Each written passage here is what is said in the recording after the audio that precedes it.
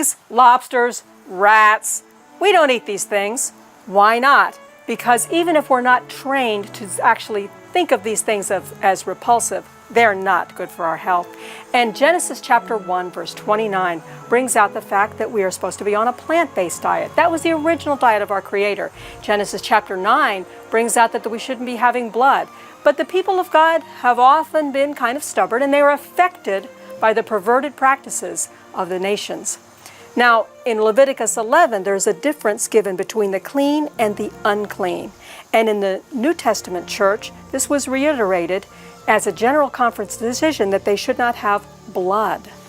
Now, why is it so important, even in this day? Because we see churches everywhere. They have pork, ham at Easter, all kinds of things like this. How will they ever change? Only by education and by some news that might be a little bit surprising to many of them.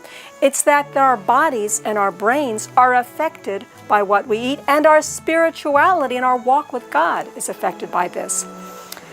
What does this have to do with music? Why have we made this parallel? Well, just like what goes into our bellies affects our spiritual life, likewise what goes into our ears and our brains affects our spirituality and our walk with God. We need to have the mind of Christ, and we need to prepare to receive the seal of God in our foreheads. That's the frontal lobe of the brain. So the music department and also the youth department has a burden for this, because sometimes young people are wanting to know answers about this.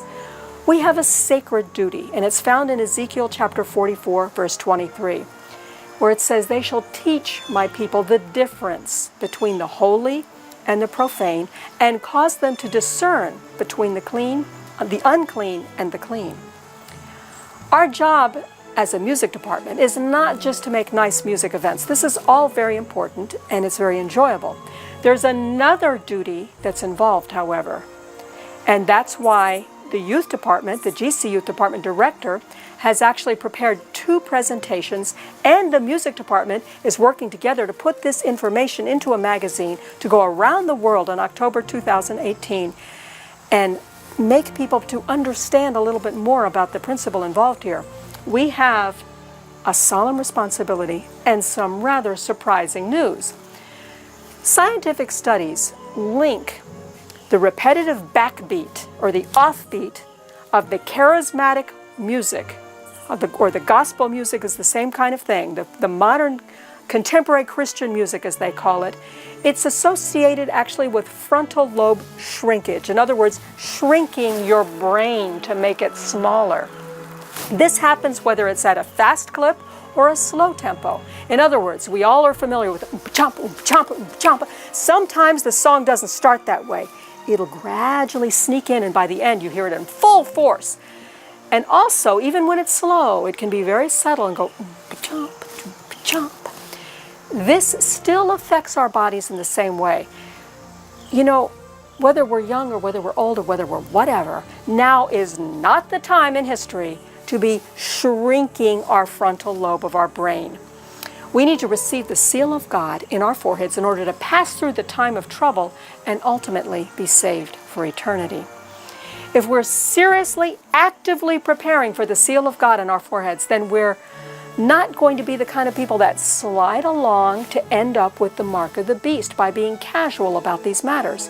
We need to be making our calling and election sure. This involves the everyday choices that we're making in life, including the music we put into our ears and brains. So let's not be foolish. We need to really cooperate with God to receive the seal of God in the forehead. We need to receive the seal of the Holy Spirit, the kind of Holy Spirit that's described in John 16:8, that convicts the world of sin, of righteousness, and of judgment, and makes us delight to do the will of God, whereby His law will be in our heart, and that we will love to keep His commandments.